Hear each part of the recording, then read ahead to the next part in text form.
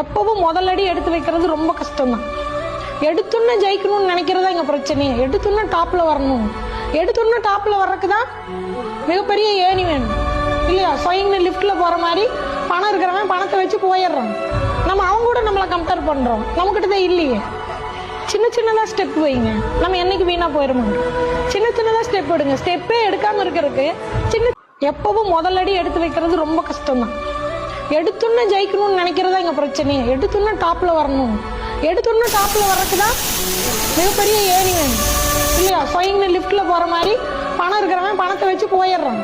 நம்ம அவங்க கூட நம்மளை கம்பேர் பண்றோம், நம்மகிட்ட தான் இல்லையே. சின்ன சின்னதா ஸ்டெப் வைங்க, நம்ம என்னைக்கு வீணா போயிட மாட்டோம்.